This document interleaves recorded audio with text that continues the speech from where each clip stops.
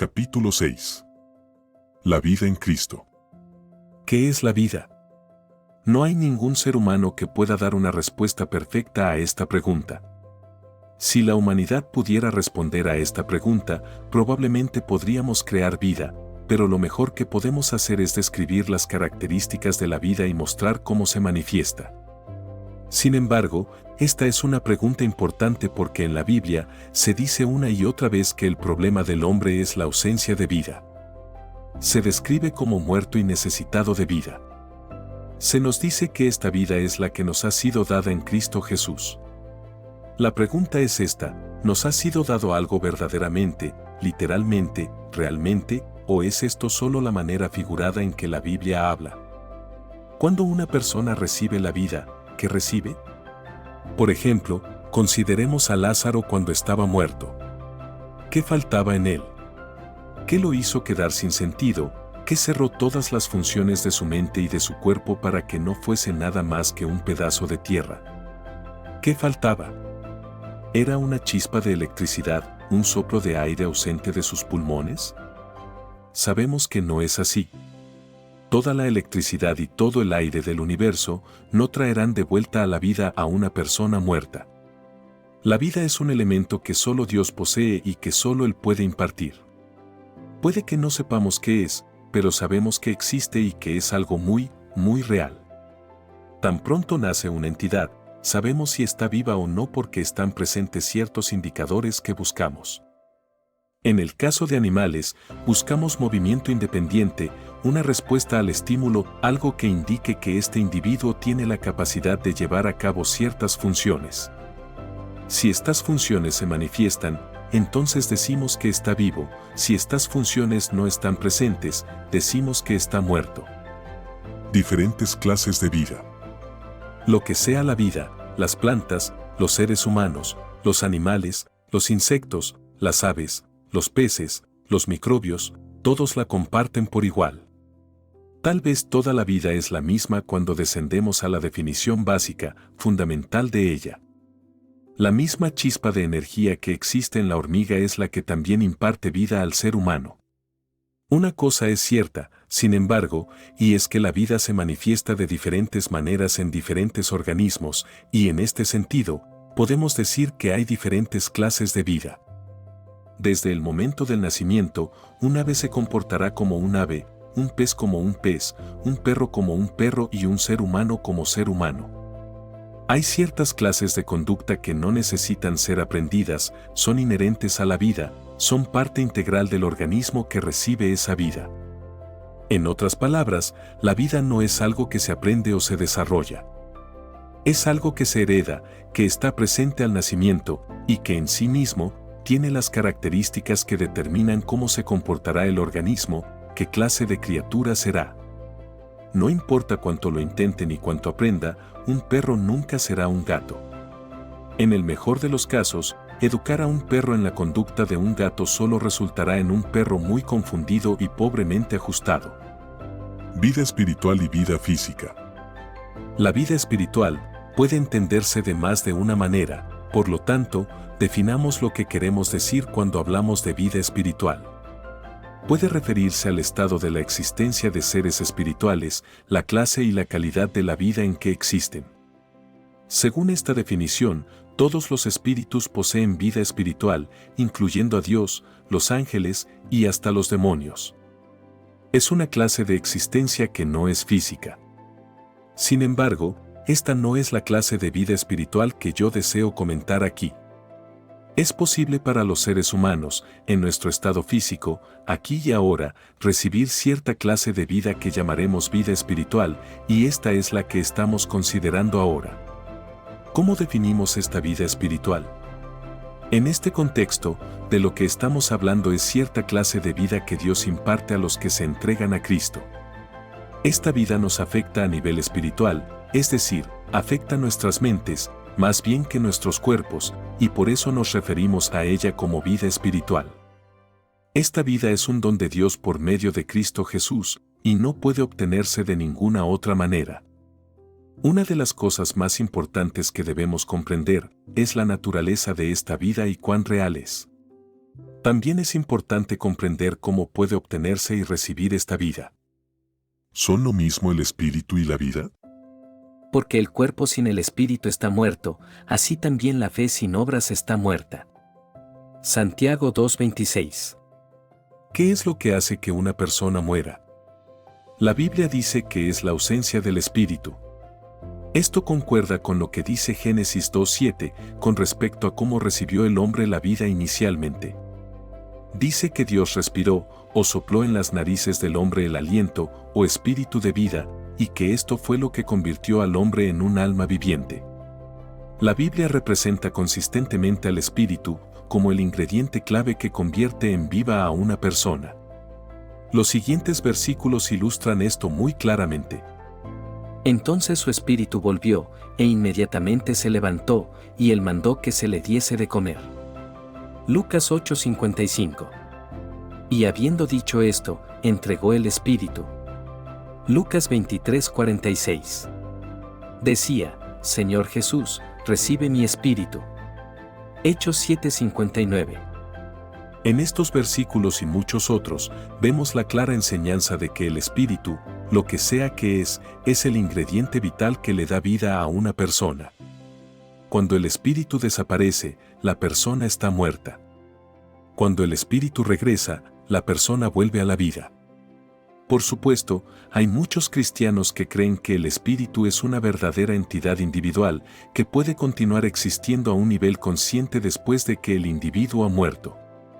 Creen que, aunque el cuerpo haya dejado de funcionar, el espíritu continúa viviendo y funcionando en un ámbito no físico. Esta es una falsa idea, que no es sustentada por la Biblia, y sienta las bases para muchas creencias erróneas, tal como la teoría que cuando el hombre muere, va inmediatamente a recoger su recompensa, bien en el cielo o bien en un infierno que arde eternamente. También nos orienta a creer que es posible comunicarse con personas muertas, o la idea, igualmente peligrosa, de que el Espíritu de Dios es una persona individual, independiente de Dios y de Jesús. En un intento por contrarrestar estas falsas creencias, algunos se han ido al extremo en dirección opuesta. Limitan el espíritu simplemente a los pensamientos y las ideas, y niegan que sea un verdadero componente que consiste de alguna clase de energía, algún elemento literal que no podemos definir. Ambos extremos son falsos y niegan lo que dice la Biblia. Abrazar uno u otro nos conducirá por un camino que a su debido tiempo nos obligará a tomar una dirección que nos alejará más y más del camino de la verdad. Por lo tanto, aunque no podemos definir la vida, sabemos que la poseemos. La vida es algo muy real y literal, y nuestra vida es sencillamente nuestro espíritu. Así también sucede con Dios. La vida de Dios es simplemente el Espíritu de Dios. La naturaleza del hombre. Una de las principales razones de que haya malentendidos y desacuerdos sobre el tema de la justificación por la fe es que hay confusión en relación con la naturaleza del hombre y, por consiguiente, confusión también con respecto al verdadero problema del hombre. Algunos creen que el problema del hombre es en realidad físico y, por tanto, la solución es física.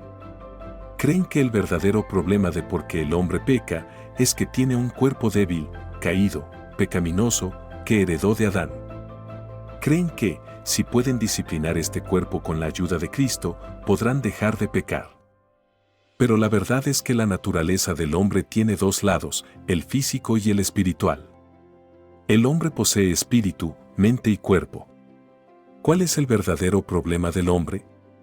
¿Qué es lo que realmente lo convierte en esclavo del pecado y enemigo de Dios? ¿Es la carne o el espíritu? ¿Es el cuerpo o la mente? Nótese que Dios nos dice en su palabra: porque la mente carnal es enemistad contra Dios, pues no se sujeta a la ley de Dios, ni tampoco puede. Romanos 8:7. Esto está muy claro. El problema del hombre es que tiene una mente carnal y un espíritu corrupto, incapaz de hacer lo bueno. Los mismos pensamientos del hombre de pecado son perversos, y por lo tanto, es imposible que haga el bien. El problema no es su cuerpo, sino su mente. El problema del hombre no es físico, sino espiritual, y tiene que ser resuelto a un nivel espiritual, no físico. Porque de dentro del corazón de los hombres salen los malos pensamientos, los adulterios, las fornicaciones, los homicidios. Marcos 7:21. Ahora bien, es verdad que a menudo, la Biblia habla de la carne o del cuerpo como si eso fuese el problema. Por ejemplo, Romanos 8:8 dice que los que andan en la carne no pueden agradar a Dios. Sin embargo, el siguiente versículo, Romanos 8:9, nos muestra que no está hablando de la carne y la sangre literales, sino más bien de la mente carnal o del espíritu carnal. Mas vosotros no vivís según la carne, sino según el Espíritu, si es que el Espíritu de Dios mora en vosotros. Y si alguno no tiene el Espíritu de Cristo, no es de él. Romanos 8:9. De la misma manera, Romanos 6:6 nos dice que el cuerpo de pecado ha sido destruido por medio de nuestra unión con Cristo. Pero es obvio que todavía tenemos nuestros cuerpos de carne y sangre, y ellos todavía son débiles y sufren los efectos del pecado aún después de que nos hacemos cristianos. Por lo tanto, es evidente que la Biblia no está hablando de nuestro cuerpo literal cuando habla de nuestro cuerpo de pecado, sino que, nuevamente, está hablando de la mente carnal, la parte espiritual de nosotros, que es nuestro verdadero problema. La naturaleza de la vida del hombre. ¿Cuál es la naturaleza de la vida del hombre o el espíritu del hombre? Por naturaleza, el hombre tiene una vida que es débil, carnal e inherentemente corrupta. No hay nada que el hombre pueda hacer para remediar esto por sí solo. Es algo que heredó. Es la vida que fue transmitida al ser humano de generación en generación durante 6.000 años. Las vidas que vivimos reflejan nuestra naturaleza. Cuando recibimos la vida en la concepción, también recibimos nuestra naturaleza. Por lo tanto, un perro se comporta como perro y un cerdo como cerdo, a causa de la vida que cada uno heredó. De la misma manera, un hombre siempre se comportará como ser humano. Pero, lo que es más importante, se comportará como pecador, con la tendencia a hacer siempre lo malo, porque nació así. Tiene que ver con la vida o el espíritu que heredó. Ahora podemos entender que hemos heredado una naturaleza pecaminosa, o un espíritu de pecado, ya que esta naturaleza es la esencia de lo que somos, tanto a nivel físico como a nivel espiritual. Físicamente nacemos con las mismas debilidades genéticas, como es en realidad el caso de toda la humanidad. Espiritualmente, también nacemos con espíritus corruptos y caídos. Mientras los hombres sean hombres, tendrán el espíritu carnal caído, o la naturaleza caída, y serán incapaces de realmente resistir el pecado. Es imposible para cualquier criatura en el universo comportarse en contra de su naturaleza. El hombre nace carnal, y por supuesto, vivirá una vida carnal. Falsa religión. Una de las características de todas las religiones falsas es que nos motivan a centrarnos en el nivel físico de nuestra naturaleza o en nuestras acciones externas. Por medio de la aflicción del cuerpo, una disciplina estricta, ritos y ceremonias y observancias externas, el hombre trata de resolver el problema de su naturaleza carnal depravada. Pero este es un concepto muy erróneo. Es el fundamento del legalismo, es decir, una religión basada en reglas. Este concepto conduce a la idea de que todo lo que el hombre necesita hacer para vencer el pecado es poner su cuerpo y su mente en obediencia a una serie de leyes prescritas. Hay que decirlo una y otra vez. El problema del hombre no es externo. No es la carne lo que necesita cambiar, sino su espíritu o su mente. Necesita un nuevo espíritu. Necesita la mente de Cristo. Por lo tanto, ¿qué vemos? Si lo que necesitamos es un nuevo espíritu, ¿dónde lo obtendremos? ¿Lo crearemos? ¿Lo desarrollaremos? ¿Lo produciremos mediante una vida de esfuerzos? ¿Podemos de nosotros mismos y mediante nuestros propios esfuerzos llegar a ser como Cristo? No. La Biblia dice que podemos obtenerlo solamente como un don de Dios. Esta es una obra sobrenatural.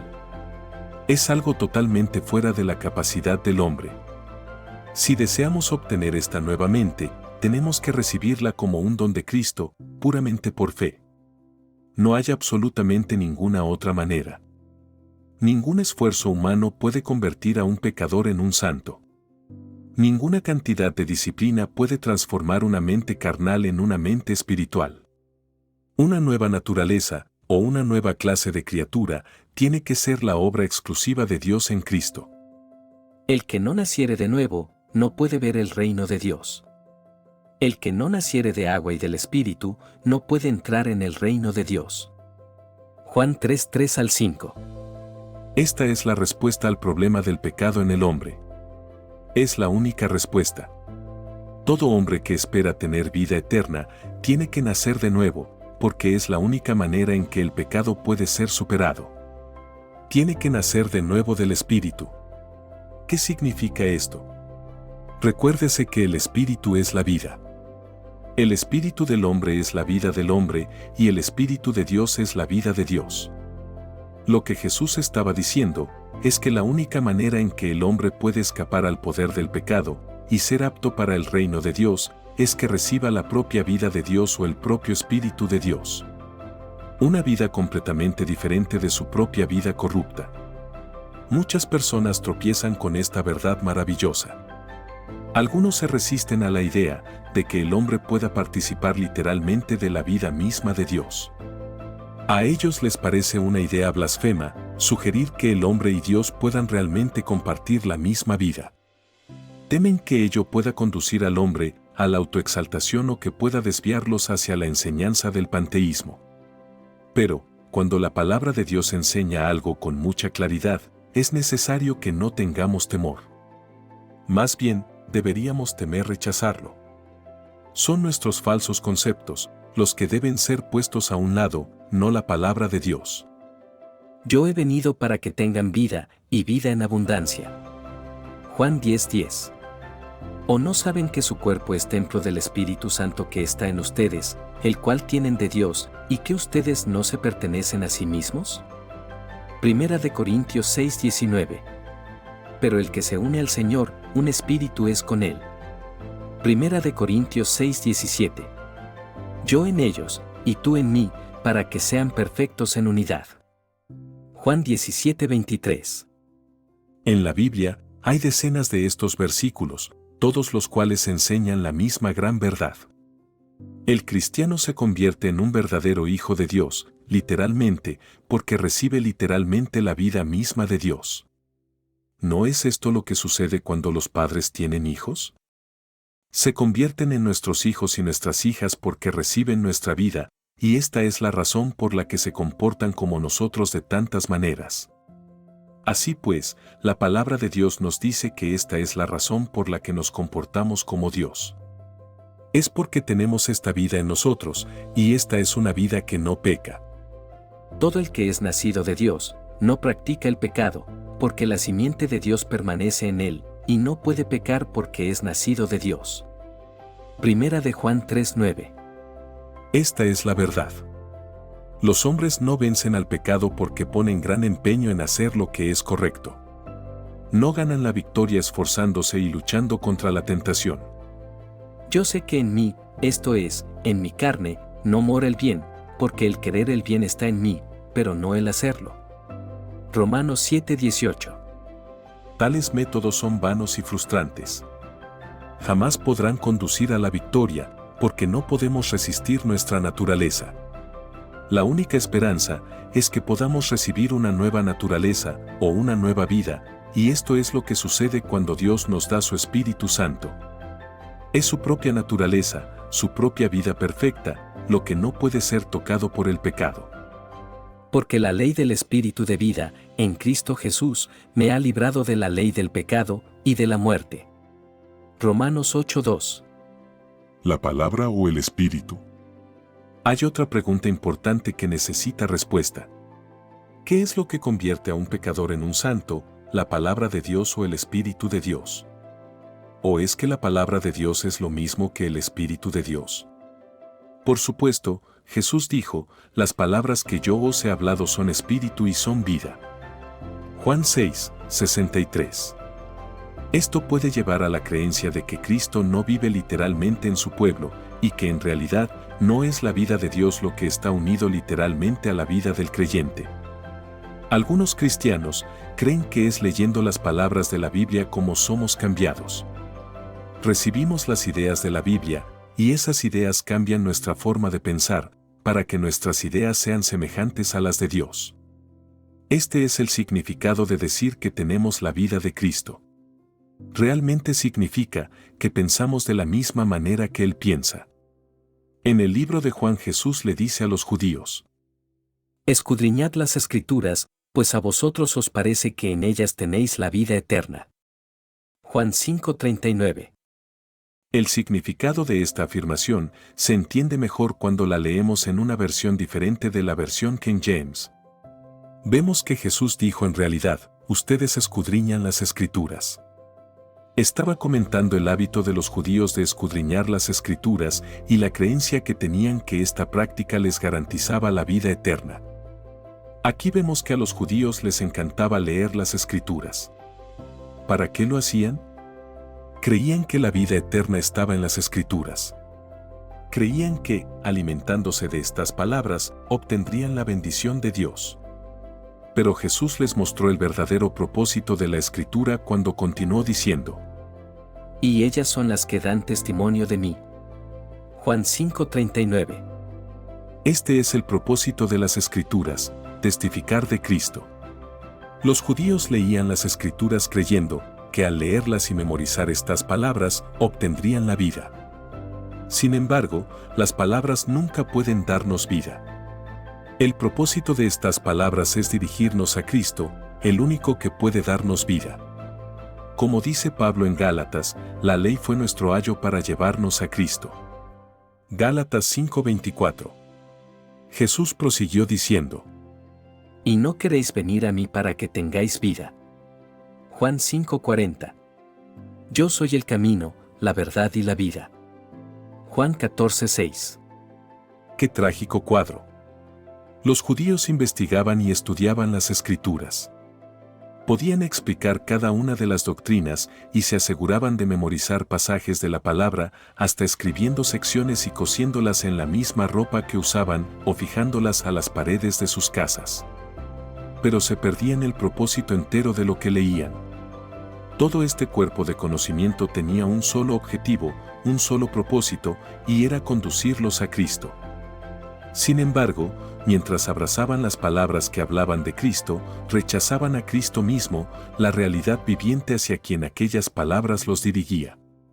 Pablo nos dice: si la ley dada pudiera vivificar, la justicia sería verdaderamente por la ley.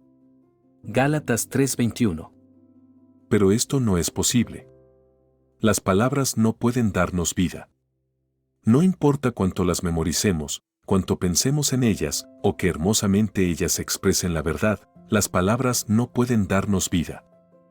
Es solo Cristo mismo, la palabra viviente de Dios, que puede darnos vida, no aconsejándonos, ni educándonos, ni suscitando nuestras ideas, sino implantando en nosotros la simiente de su propia vida, su propia fuerza vital, el Espíritu Santo, haciéndonos, por tanto, partícipes de la vida misma de Dios o su naturaleza divina.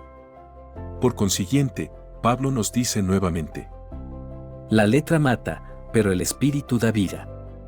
2 Corintios 3:6, y el Señor es el Espíritu. 2 Corintios 3:17. La palabra es muy importante. Debemos estudiar esa palabra, debemos entenderla, pero solo porque hacerlo nos capacita para hallar a Cristo y aferrarnos a Él. Es Él y solo Él quien nos puede dar vida.